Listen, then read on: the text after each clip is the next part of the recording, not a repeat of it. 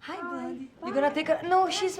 She can stay with us. Blondie! She has to go get paid. Then Oh, bring well, her back to me, please. I need all twos over here and all singles over here. We've lost our baby.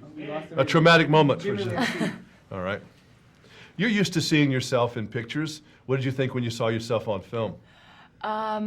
The first impression, I mean, I saw it by myself in a room, in a dark room, so I was like basically alone. I was like, someone has to be here. But the first time I looked at myself, I was like, you know? It's something like, it's interesting to see yourself like that big and like speaking because, you know, I've been doing my job for 10 years and all I do is really stand in front of the camera and, you know. And then when you're standing, you look 100 feet tall. Yes, definitely. I do. I'm actually very tall. I'm 5'11", so with heels I'm like 6'3" or something. But yes, it's a bit like I had a little bit of a freak out moment, you know, when I just saw it. I was like, oh my God, get out of there! What are you doing, you know? But then after, like, as I kept watching the movie, I think it's such a funny movie and it's such a great movie. Like I forgot about all about myself, and I was really enjoying the movie. Well, you look very comfortable in some of the scenes, you know, that maybe weren't so comfortable when you have to look at the other driver and some of that. Is that just natural, you think?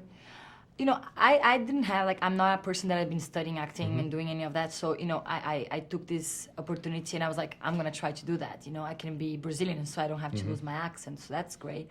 So I just think, you know, everyone around made me feel very comfortable and I just went ahead and tried to do what I thought it was right, you know. And in the end, I didn't really know how it was going to come out. But I figure, you know, I have to try. So... Did you like being mean? You know, it's actually fun to be a villain because... it's a bit difficult though when you're doing a movie with Queen Latifah and Jimmy Fallon because they have such a great chemistry and they're so funny and they improvise a lot. So when you're not really an actress and you go there and you have to act with them, it's kind of like, to be serious in front of them is like a big challenge because you want to like crack up laughing by everything they say, especially because they change everything around, you know. But it was a great experience. I just have great things to, you know. When you were a little girl in Brazil, at what point did everybody start telling you were pretty? Because I bet you were just this long-legged little girl in elementary school that probably thought she was ugly.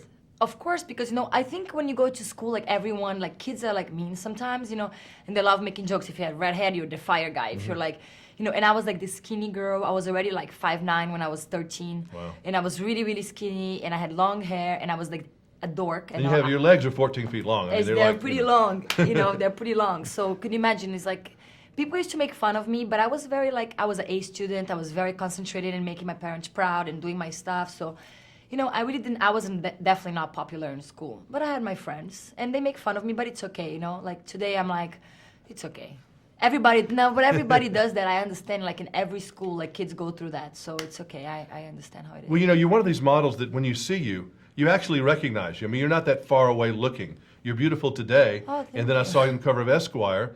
And you're beautiful there, so people probably do recognize you, don't they, on the street or the airport? Yeah, you know, I'm like a homebody, to be honest with you, like, and I'm also a workaholic, so like I work and I go home and I'm a homebody. I have all my friends over for dinner. Like I barely like go out, like maybe go out. I go out like 3 times a year to dance or something, like really rarely. But so people don't really like, you know, unless I walk in the street, it's like sometimes people are like, oh, if I go to a store, they're like, oh, can I have your autograph or whatever. But people are normally very nice and yeah, they recognize you, but not like crazy. And did I hear know? that you're going on the road with Tyra Banks and all these people on a Victoria's Secret show? What are you going to do? You're going to kick and dance and tell jokes? I don't know what I'm going to do. God help me. No, it's just, you know, like Victoria, I have a contract with them, so they have like this whole angel thing, and you have to, you know. Dress up like a runway? I don't really know exactly how it's going to work because they haven't really like talked about it yet to all of us. We know that we have like a 5-day period where we're going to be in New York, LA, Vegas, and all these different places to promote Victoria's Secret because this year they're not doing the fashion show. You know, they have that huge fashion show every year. This year they're not doing it because for some reason, I don't know what's going on. I don't know the reason why they're not doing it, but instead they're doing this promotional thing, which is like everyone flying around in the jet and going to different cities and promoting different stores. So let's see how that's gonna go. Well, come to Nashville, please. We're too small, but we would like for you to come. Oh, please, okay. have her come. Can she please come home with me? All right, bye-bye. Thank My you wife won't very let me much. date, though. That's the problem. Thank you very much.